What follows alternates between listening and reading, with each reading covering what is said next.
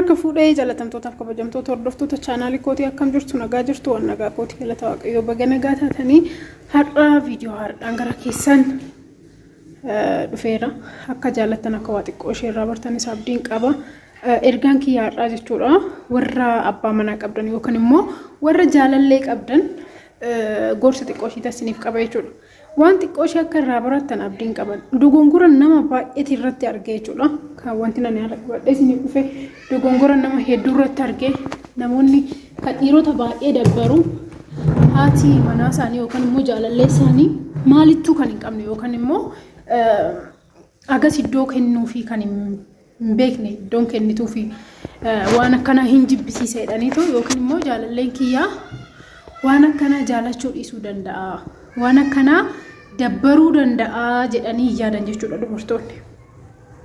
Innis maalidha?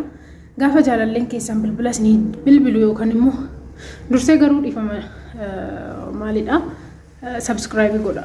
Gara chaanaalii kana warri haaraa taatan jechuudha dhufuun keessa warri haaraa taatan baay'oo xilaa kee bubbee fudhatee rakkootti fuudhe daafi siyaalaa cabsa. Innaa subscribe gochuudhaan maatii ta'a akkasumas immoo mallattoo bilbilaa tokkodhaan yeroo hundumaa viidiyoon kun atattamaan akkasiin bira ga'uudha. Okay, viidiyoon ani har'a isinii qabadhee dhiyaadhe maalidha? Dogongora shamarran baay'een abbaa manaa keessan irratti hojjettan akkasumas immoo yookiin jaalallee keessan irratti hojjettan jechuudha wanti ani amma isiniif dabarsu kun innis maalidha? Gaafa jaalalleen keessan bilbila isinii bilbilu yookaan immoo abbaan manaa keessan bilbila isinii bilbilu hiriyoota keessan wajjiniin ta'uu dandeessanii obboleewwan keessan wajjiniin ta'uu dandeessanii maatii keessan wajjiniin ta'uu dandeessanii namuma kamiyyuu haa ta'u gaafa inni bilbilee sitti haasa'u silkii isaa jalaa kaastee akka isaan dhaga'anitti laa'uudhiirra gootee yoo itti odeessitu jechuudha inni akka ati qofaa kee taate beekaa waan garaa isaa sitti haasa'uu danda'a jechuudha yaati garuu bilbila akka isaan dhaga'anitti itti kolfaa isaanii wajjiniin itti kolfaa itti haasa'uun keessan dogongora guddaadha jechuudha. Inna tokkoffaa maal akka ta'e beektanii namni kamiyyuu jireenya keessan keessa seenee isinii fi yaada isinii kennu akkasumas immoo abbaa manaa keessan gara isin jalaa tuffachuutti itti dhufa jechuudha. Nama kamiyyuu haa ta'u obboleewwan kee harmee kee waan fedhe haa ta'u jechuudha. Abbaan manaa kee jechuun gamanaa kee yookiin immoo iccitii kee jechuudha. Kanaafuu baastee gaafa inni bilbila si bilbilu yeroo ati waan inni sitti haasa'u san isaan akka dhaga'an gootee sana booddee wajjiniin isatti kolfuun kee dogongora guddaadha jechuudha. Kana gaafa abbaan manaa keessa irratti baru akkasii wal loltan yookaan wal dhabdan homaa shakkiin qabu jechuudha. Inni lammaffaan gaafa waan akka nama fakkeenyaaf jaalalleen keessan yookiin abbaan manaa keessan yeroo isinitti haasa'u yookiin yeroo wal dhabdan yookiin wanta dadhabbii qaba namni kamiyyuu beeka. Abbaan manaa keessan dadhabbii qabaachuu danda'a yookiin hirriba jaalachuu danda'a yookiin soba qabaachuu danda'a yookiin immoo gowwaa ta'uu danda'a jechuudha. Isinii galee miti yookiin immoo nama bakka jechuun cal jedheetuma kolfee taphatu ta'uu danda'a.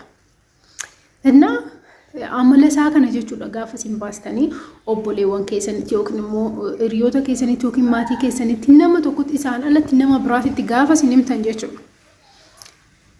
Abbaan manaa keessan isin jalaa tuffatama. Jaalalleen keessan isin jalaa tuffatama jechuudha.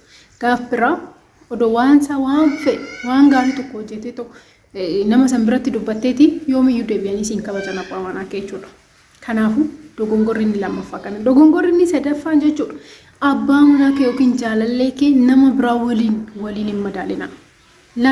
Akkuma duratti isiniin jedhe abbaan manaa kee dadhabina qabaachuu danda'a. Dadhabbinni isaa ati bakka inni dadhabu sanitti cimina ta'uufi qabda malee dadhabbii isaa kana fuutee yoo inni gaafa ati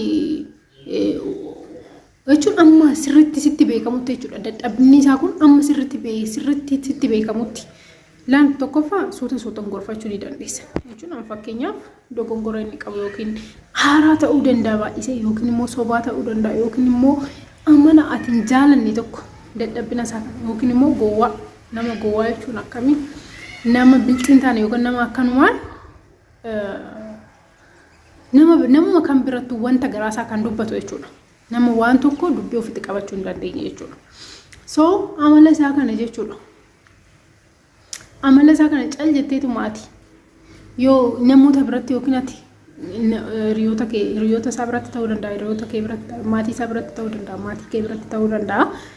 Ati hammalli kee akkana gaafa jettu yookiin immoo dadhabbina isaa fuutee yeroo ati riyoota keetitti yookiin maatii keetitti himtu yoomiyyuu jechuudha dhugaas ni jedha. Yoomiyyuu isiniif hin kabaju namni abbaa manaa keessan jaalallee keessan isiniif hin kabaju. Kanaafuu yoomiyyuu taana iccitiin abbaa manaa keetii iccitii kee waan ta'eef iccitii kee qabadhu qabdi shamarran jechuudha. Dubartiin kamiyyuu jaalallee keessan isaa ta'uu waldhabaas gargar ba'aa eenyumallee haa ta'u jechuudha.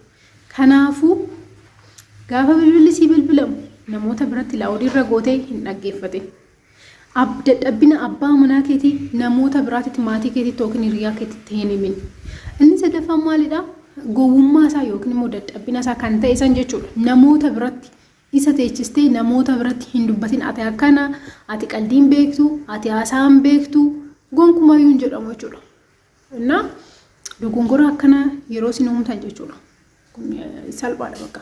Abbaa manaa keessan amma gargar bahuutti illee isin geessuu danda'a sababii ta'eef wal kabajuun keessattuu jechuudha. Jireenya keessan keessatti namni akka gidduu seenu gochuu hin qabdan. Namni kamiyyuu ilaala maatii irraa jalqabee amma hiriyaa keessaniitti cal jettaniituma jechuudha. Waa'ee nama tokko keessattuu waa'ee jireenya keessanii jechuudha. Abbaa manaa keessanii wajjin wanta jiraatan yookiin immoo jaalallee keessanii wajjin wanta dabarsitan cal jettaniitu hiriyuma keessan tokkotti odoo himtaniiti. Inni maaf akkas jedha? Bari kan abbaan manaa ishee dadhabbii baay'ee qabaachuu danda'a. Ishee si bira dhuftee sitti himtu bilxii waan taateef jechuudha. Qaroodha shamarreen qaroon iccitii abbaa manaa of hin baastu.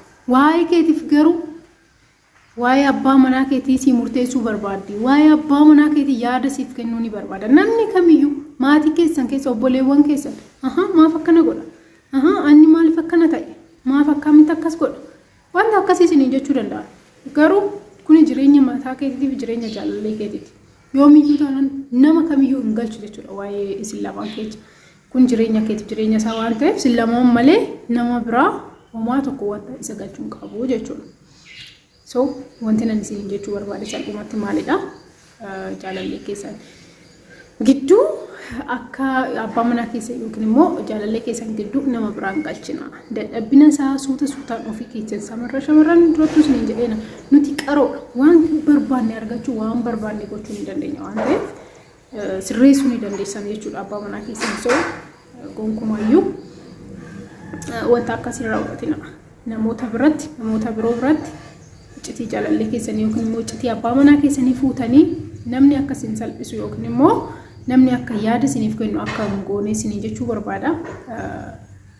Gorsa kanarraa waan xiqqoo ishee akka bartan kan beektan hin beektanii warri hin beekne garuu waan xiqqoo ishee akka bartan abdiin qaba.